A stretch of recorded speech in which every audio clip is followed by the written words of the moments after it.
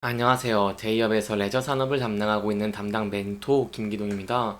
자, 오늘은 아난티 저와 함께 자세하게 살펴보도록 할 텐데요. 제가 여러분들에게 좀 더 설명을 드리기 위해서 이 아이얼에 전화를 걸었는데 계속 통화 중이더라고요. 그래가지고 다음에 좀 통화가 연결되면은 추가적인 내용들을 제가 좀 더 정리를 해서 또 자세하게 설명드리도록 하겠습니다. 그렇기 때문에 이번 시간에는 저희가 이 아난티 사업 리스크에 대한 내용 간단하게 살펴보도록 하고요. 그 이후에 아난티 같은 경우에는 분양 매출로 큰 폭의 실적 성장을 했지만 이 분양 매출만으로는 한계가 있기 때문에 이 플랫폼 운영 매출에 대한 내용도 함께 살펴보도록 하겠습니다.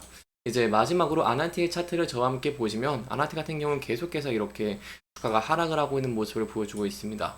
따라서 이 부분대에서 저희가 어떠한 대응 전략을 짜는 게 좋을지 그리고 어떠한 부분들을 지켜볼 수 있을지 제가 여러분들에게 자세하게 설명해 드릴 테니까요. 이 영상 시청해 주시기 전에 구독과 좋아요 한 번씩만 눌러 주시기를 부탁드리도록 하겠습니다. 일단 공시 한번 간단하게 살펴보도록 하겠습니다. 이게 제가 공시에서 이 풍문 또는 보도단의 해명으로 좀 가져왔는데요. 간단하게 살펴보면은 아난티가 부동산 부정거래 의혹은 무혐의 처분을 받았습니다. 다만 아난티 대표이사의 횡령 배임은 불기소하였음을 이 불기소장을 통해 확인을 했다라고 설명을 드리고요. 또한 다만 이 아난티가 여기에 대해서 외부 감사에 관한 법률 위반 혐의에 대해서는 이 대표이사를 불구속 기소했다는 내용을 법원으로부터 아직 공소장을 수령하지 못했다라고 밝히기도 했습니다. 여기에 대한 내용을 조금 간단하게 설명을 드리면요. 검찰이 앞서서 아난티와 삼성생명 간의 이 부동산 부정거래 의혹에 따른 이 관련자들의 배임 등 혐의 여기에 대해 좀 쌀했었는데 이게 무혐의 처분을 했다라고 설명을 드릴 수 있겠고요. 이 아난티가 2009년 4월에 이 부동산을 500억 원에 매입을 하기로 계약을 한 뒤에 잔금을 치르기도 전에 같은 건물을 이 삼성생명에 조건부로 파는 계약을 맺었습니다. 삼성생명이 이 부동산을 970억 원에 구매를 하면서 아난티가 큰 수익을 얻었다라고 설명을 드릴 수 있겠고요. 이를 두고 삼성생명이 아난티의 부동산을 비싸게 사들이면서 회사에 손해를 끼쳤다는 의혹이 번졌는데 검찰이 이 삼성생명 부동산 사업부 출신인 이 황모 씨가 거래를 주선한 정황에 대해서 수사를 벌였지만 당시의 부동산 시장을 고려를 했을 때 이 배임으로 보기엔 어렵다라고 결론을 내렸다라고 설명드릴 수 있겠습니다.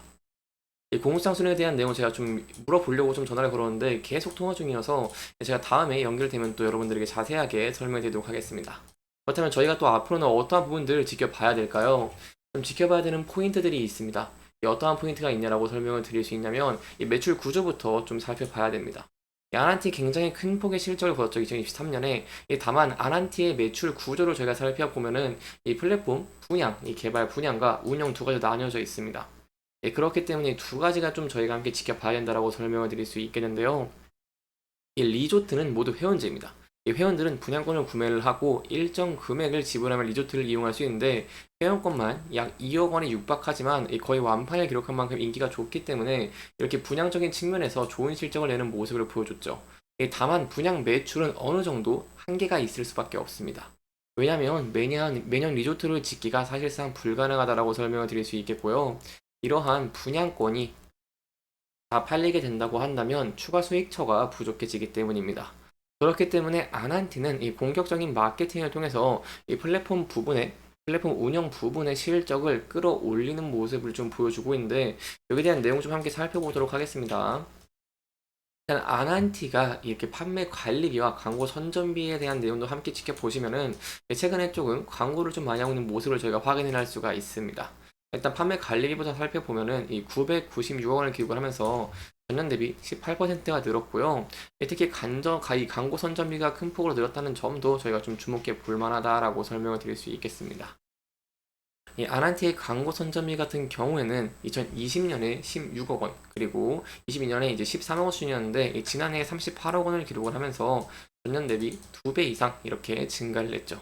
이 아난티 같은 경우에는 그동안 리조트 분양에 따른 수익이 절대적이었던 만큼 타 호텔 사업자와 비교를 해봤을 때 광고비 지출이 크지가 않았습니다. 왜냐면 분양권이 있는 사람만 이러한 리조트를 이렇게 이용을 할 수 있기 때문에 별다른 광고가 필요가 없었는데요. 다만 지난해부터 일반 대중을 대상으로 하는 이런 퍼블릭 호텔이 늘어나면서 광고비 집행도 확대된 것으로 간직이 되고 있습니다. 지난해 6월에 아난티 앳 강남이 리모델링 후에 재오픈을 했고 부산에도 호텔을 추가로 오픈을 하면서 이 퍼블릭 호텔이 총 3곳 아난티 앳 강남, 앳 부산 코브, 그리고 앳 부산 빌리주가 됐죠. 그렇기 때문에 저희가 앞으로 지켜봐야 되는 포인트가 이렇게 광고비 집행이 확대가 되면서 플랫폼 운영 매출이 증가를 할 수 있을지를 지켜보는 것이 중요하다라고 설명을 드릴 수 있겠는데요. 실질적으로 아란티의 플랫폼 운영 실적 추이를 보시면은 이 매출액이 큰 폭으로 증가를 하고 있는 모습들을 확인을 할 수가 있습니다. 2020년에 961억 원이었고 21년에 1212억 원, 그리고 큰 폭으로 증가하면서 23년에는 1837억 원을 기록을 하게 됐죠. 다만 저희가 아쉬운 부분이 수익성적인 측면에서 좀 부족하기 때문입니다. 저희가 영업이익을 보면은 20년에 이렇게 마이너스 82억이었고 23년에 또 매출이 큰 폭으로 증가를 했음에도 불구하고 영업이익이 이렇게 마이너스 128억 원을 기록을 했죠. 이렇게 수익성이 좋지 않은 이유가 어떤 게 있냐라고 한다면 이 지난해 플랫폼 운영 부분 매출 원가가 1472억 원입니다. 그렇기 때문에 매출 원가가 78%로 굉장히 높다라고 설명을 드릴 수 있겠고요. 여기에 부가적으로 투자라던가 아니면 판관비 등이 소요가 되다 보니까 지난해 이 플랫폼 운영 부분 같은 경우에는 영업손실 128억 원을 좀 기록을 하기도 했다라고 설명을 드릴 수 있겠습니다.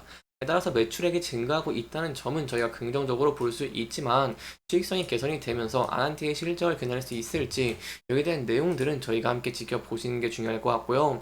여기에 대한 내용들 제가 계속해서 여러분들에게 전달 드리도록 할 테니까요. 영상 시청해 주시면서 구독과 좋아요 한 번씩만 눌러 주시기를 부탁드리도록 하겠습니다.